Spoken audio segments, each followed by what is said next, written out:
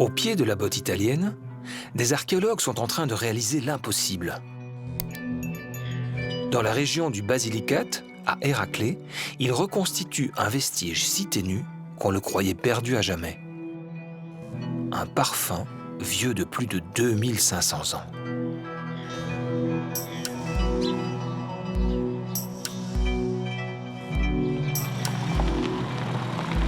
L'enquête qui se déroule ici est particulièrement originale.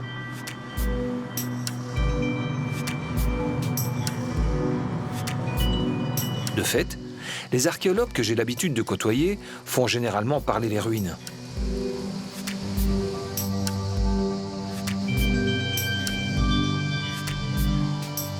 Comme ici, à Métaponte, où ils ont mis au jour ce temple grec, dédié à Héra, l'épouse de Zeus. Mais à quelques kilomètres de cet imposant édifice, à Héraclée, je m'apprête à découvrir une toute autre archéologie. Notre discipline s'est enrichie depuis plusieurs années de l'apport de techniques de pointe qui permettent d'aborder des aspects de la vie des hommes du passé jusqu'alors totalement inconnus. Ainsi, un archéologue et un chimiste se sont lancés un défi, traquer ce qui, par essence, est volatile et éphémère, le parfum. Et ils seraient en mesure de reconstituer ce que l'on appelle poétiquement le reflet des âmes.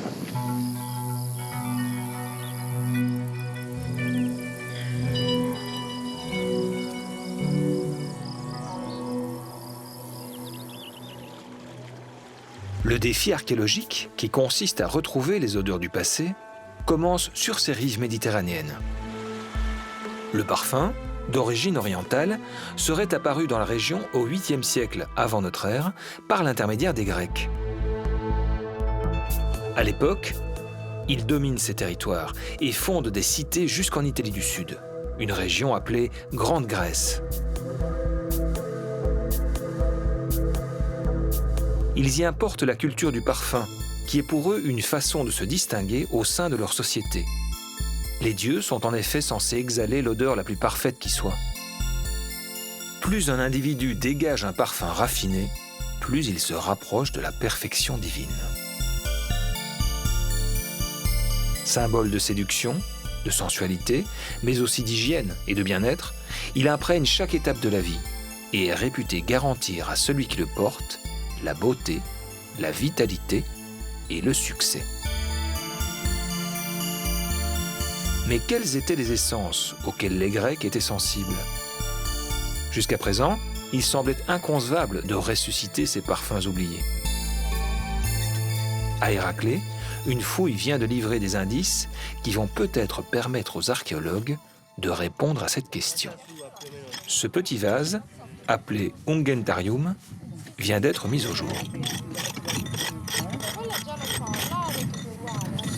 Il est tout petit, hein? Oui, il est tout petit, c'est vraiment un miniature, un Ungentarium miniature. Celui-ci, moi, je pense qu'il a 2-3 centilitres et encore. Oui, donc, ça, hein. Ce qui veut vraiment dire que le C'est contenu... plutôt parfumé.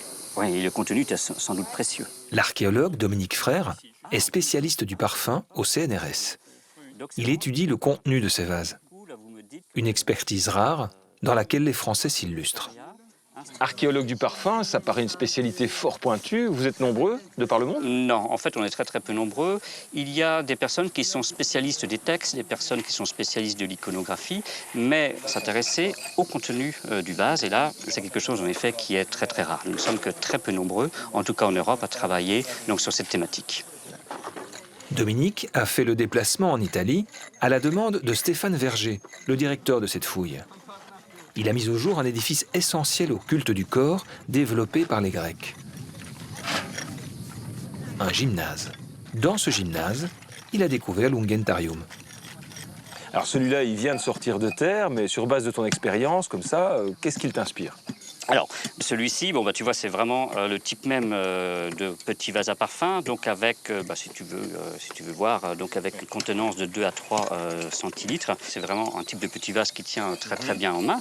Que ce soit la main d'un enfant, que ce soit une main féminine, une main masculine, ce type d'objet pouvait de plus être maintenu.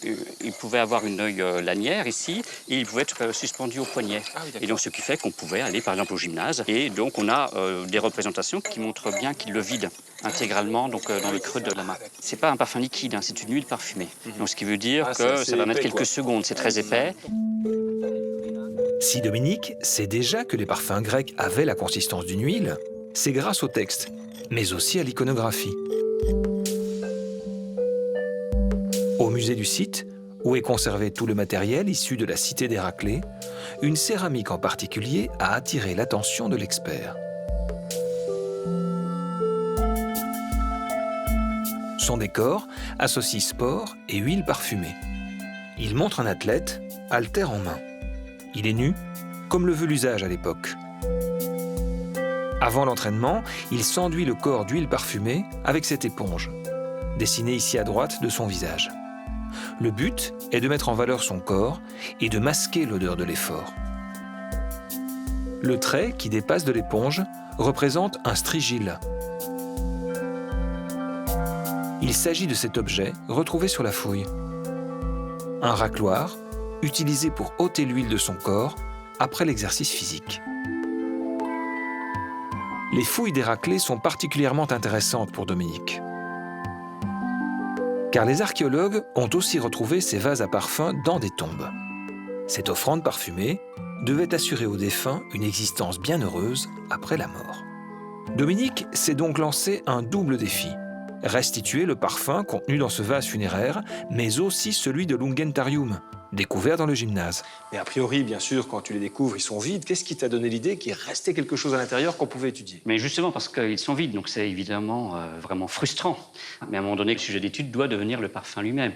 Ça va de soi. Et donc c'est là que je me suis adressé à des collègues chimistes et qui m'ont affirmé qu'il était possible de retrouver les traces chimiques donc de cette huile parfumée. Certains éléments qui ont encore été conservés à l'intérieur du vase et qui surtout qui ont été captés par la paroi céramique du vase, parce que ça, c'est aussi le grand intérêt de la céramique, c'est qu'elle va capter une partie du contenu. Donc, si je te suis bien, ces petites bouteilles se sont en quelque sorte imprégnées du parfum qu'elles contenaient, et c'est ça que vous allez rechercher et tenter d'analyser. Exactement, c'est pas en quelque sorte, elles se sont imprégnées donc, de ce parfum. Alors évidemment, ce ne sont plus rien, hein, sauf que ce sont les chimistes qui peuvent retrouver certains composants organiques de ces parfums antiques. Toujours présents dans ces petites bouteilles après plus de 2000 ans. Toujours présents. Pour l'instant, à chaque fois qu'on a fait, on a fait quand même plusieurs centaines d'analyses, à chaque fois on a eu des résultats. Pour préserver ces vestiges rares et fragiles, le prélèvement s'effectue sur place. Voilà pourquoi Nicolas Garnier, qui est chimiste, a lui aussi fait le déplacement en Italie. Donc on va littéralement déloger de la paroi poreuse ce qui peut s'y être... Oui, parce que les résidus organiques, ils sont amorphes, donc c'est souvent ici des liquides. Il n'y en a aucune trace solide au fond. Ils vont être imprégnés dans les parois, ce qui fait que pour les récupérer, il faut vraiment prélever la paroi et la réduire un peu en poudre. Voilà.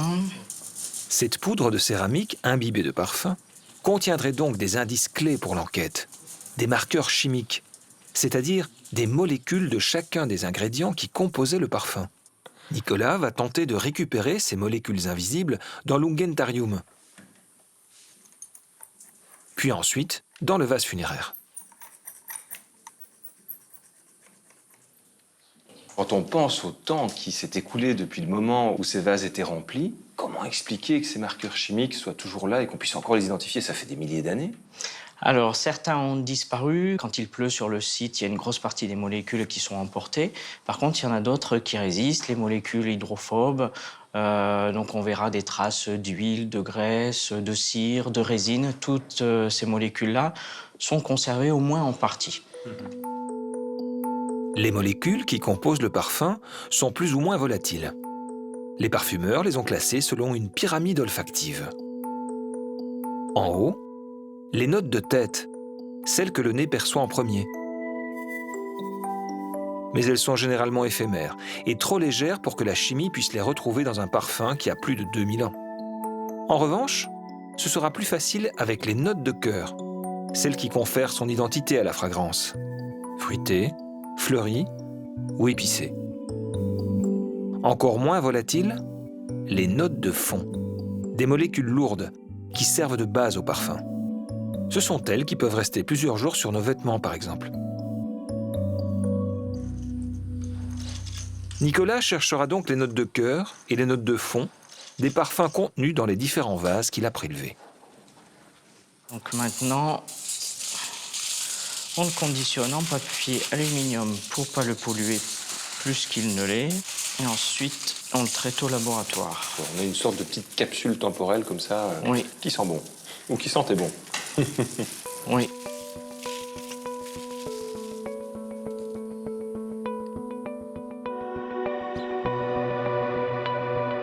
Nicolas va faire voyager ses échantillons jusqu'en Auvergne.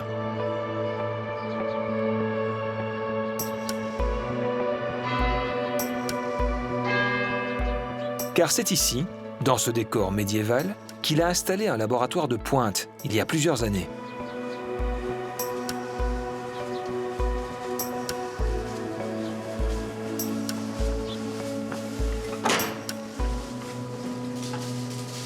Il a commencé à analyser le prélèvement effectué sur l'Ungentarium retrouvé dans le gymnase. Il s'est malheureusement avéré peu lisible. En revanche, le vase funéraire semble beaucoup plus prometteur. Donc là, tu fais le mélange en quelque sorte. Donc là, je mets le mélange de solvant organique sur le prélèvement. Et ensuite, c'est ce solvant qui va extraire les marqueurs qui sont piégés dans la céramique. Et ensuite, on met le solvant Dans organique quelques heures, dans l'extraction. nous pourrons retrouver des fragrances du passé.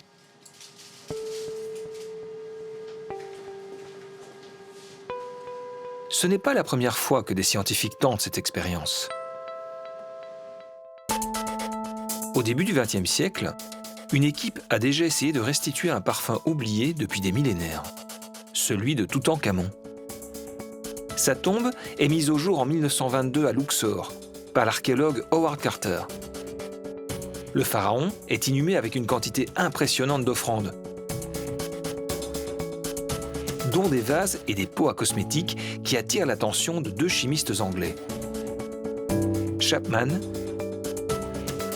et Plenderlet. Ils saisissent l'opportunité unique d'examiner des vases qui contenaient un dépôt au fond. Malheureusement, avec les techniques de l'époque, ils ne parviennent pas à identifier clairement des substances organiques. Reconstituer le parfum des hommes du passé semble alors une utopie. Jusqu'à ce qu'une nouvelle méthode soit inventée, l'analyse moléculaire. Donc voilà l'extrait qui est purifié et filtré. Je vais en prendre une toute petite quantité, Ouais. 1 microlitre. Ah, on est dans des quantités infinitésimales. Hein. Donc ici, on peut voir une toute petite bulle, le microlitre qui va servir à faire l'analyse et à obtenir tous les résultats. Cette petite bulle contient les molécules qui sont pour l'instant mélangées. Nicolas va les séparer grâce à cet appareil. Donc voilà la machine qui permet de faire l'analyse. Donc j'injecte 1 microlitre d'extrait et je lance l'analyse. Cette machine est un chromatogramme couplé à un spectromètre de masse.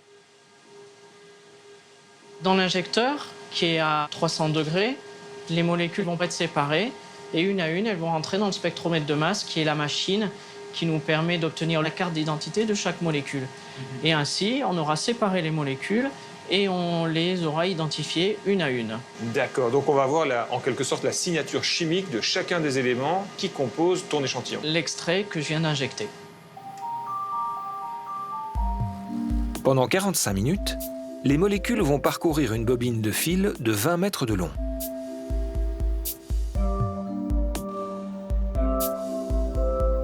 À l'issue de ce long parcours, elles vont se séparer en fonction de leurs caractéristiques, leur masse, leur poids, leur structure.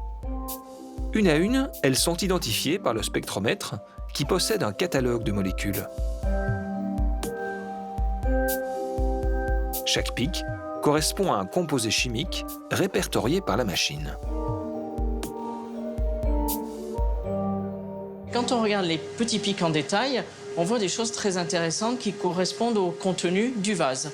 Et notamment ici, un petit pic à la fin du cholestérol qui nous indique qu'il y a une graisse animale, probablement du porc. Et ici, dans les autres pics, on sait que l'on a du raisin noir fermenté, c'est-à-dire du vin rouge.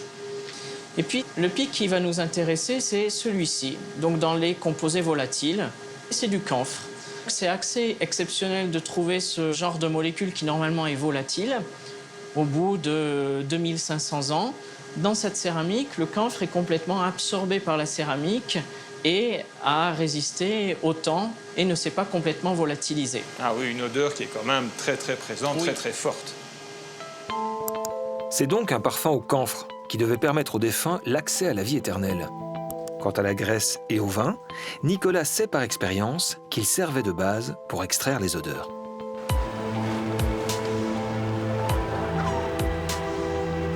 Nicolas a envoyé ses résultats en Bretagne,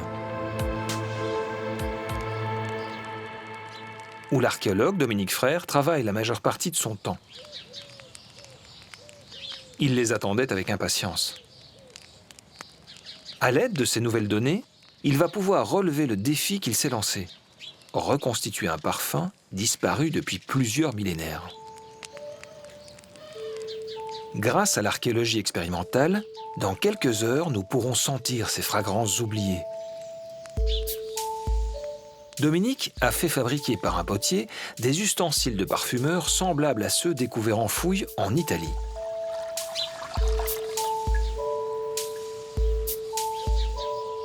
Il utilise une base graisseuse et alcoolaire, comme indiqué par les analyses de Nicolas. Et il sait, grâce au texte, qu'il faut ajouter de la résine et du sel, qui servaient de conservateur. Le problème, c'est le camphre. Cette substance odorante est présente dans différentes espèces de plantes. Comment identifier celle qui a servi à la fabrication de ce parfum durant l'Antiquité?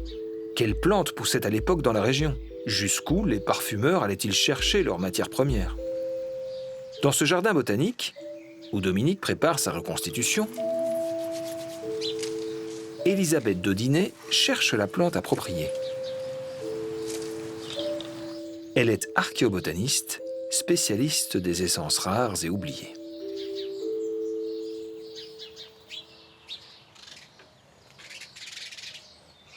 C'est un endroit splendide, hein, et puis très utile pour toi. Oui, complètement. On y retrouve à peu près toutes les plantes à parfum qui sont susceptibles d'avoir été employées dans l'Antiquité en Méditerranée. Donc, c'est un laboratoire en grandeur nature. Et justement, en parlant de laboratoire, Nicolas a identifié un composé de camphre. À quelle plante est-ce que cela pourrait correspondre? Alors, beaucoup, malheureusement. Il y en a au moins 130. Et ça, c'est celle que la littérature a identifiée. Et là-dedans, il va falloir faire des tris. Dans ces 130 plantes, il y en a toute une série qui sont totalement exotiques à notre zone. On est sur la zone 1 de Java, Sumatra, la Chine. Celles-là, avec l'archéologue, compte tenu de la période, on les élimine, on les considère pas comme des candidats. Et pourquoi il n'y avait pas d'échange à cette lointaine époque? Il y avait des échanges, mais plutôt à l'intérieur de la Méditerranée, voire avec la Méditerranée orientale, des échanges aussi lointains, pas tellement. On n'a pas de traces matérielles, de traces écrites qui nous indiquent qu'il y avait des échanges dans cette période-là, aussi loin que la Chine ou que Java et Sumatra. Elisabeth s'est donc concentrée sur les plantes qui contiennent du camphre, mais qui poussaient en Méditerranée. Bon, alors on a cette tanésie. Et quand tu la sens, on a bien ce parfum de camphre. En second parfum, tu as une note camphrée. Alors, on n'a pas que la tanésie. On a aussi le thym, certains thym, des romarins, et on a de la sauge. Sauge, romarin, thym. Laquelle choisir? Elisabeth va finalement opter pour la sauge.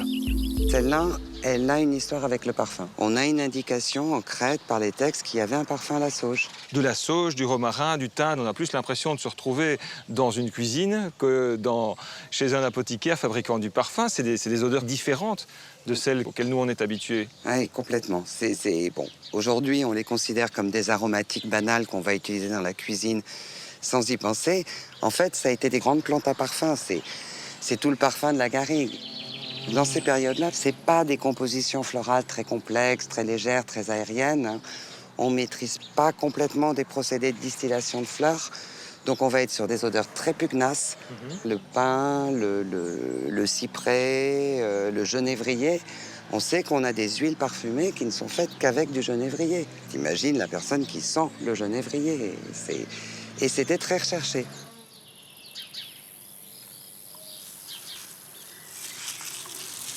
Elisabeth a fourni de la sauge séchée à Dominique pour sa reconstitution. Les archéologues savent, grâce au texte, que cette plante odorante était très recherchée à l'époque. C'est donc un parfum prisé qui accompagnait le défunt et que nous allons pouvoir sentir.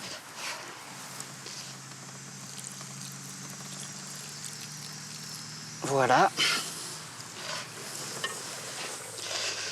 Donc on va mettre progressivement donc, les substances aromatiques et on va faire un premier bain. On va attendre un quart d'heure, 20 minutes, que l'huile, évidemment, qui est la substance grasse astringente du parfum, donc capte véritablement toutes les essences aromatiques. Mais alors comment fait-on au niveau des quantités, des proportions? Ce qui manque évidemment, c'est le geste. C'est l'expérience des parfumeurs qui est perdue depuis des siècles. On n'a pas de recette précise, donc c'est à nous de les retrouver par les expérimentations. Par exemple, on verra que si on fait trop de bains de sauge, l'odeur va se corrompre. Et donc, il n'y aura plus du tout de qualité olfactive à cette huile parfumée.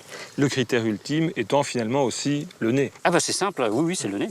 Et le temps de conservation, puisque à partir du moment où on fabrique un parfum, une huile parfumée, il faut que celui-ci se conserve longtemps. Si vous mettez une branche de thym dans de l'huile, si vous allez avoir une huile aromatisée au thym, mais une semaine plus tard, votre huile, vous l'achetez, parce qu'elle va se corrompre. Tandis que là, notre huile parfumée pourra se garder au moins 1 an. Aujourd'hui, il recourt à une méthode appelée enfleurage. L'arôme de la plante est extrait dans le vin et la graisse, qu'il faut ensuite filtrer jusqu'à ce que tous les résidus végétaux disparaissent. Là, on y va par petites quantités. Là, c'est un moment qui est assez long pour filtrer toute l'huile. C'est un travail qui est méticuleux, c'est un travail qui est long. C'est pour ça qu'à l'échelle d'un atelier de parfumeur, donc tu imagines, il y a donc évidemment tout un personnel nombreux qui travaille, un très grand nombre de foyers, et les opérations en fait qui peuvent durer 2, 3, parfois 4 jours, selon le type d'huile parfumée qu'ils voulaient réaliser. Je suis impatient de sentir ça. Vas-y. Top, top, top, voilà. C'est l'heure du verdict.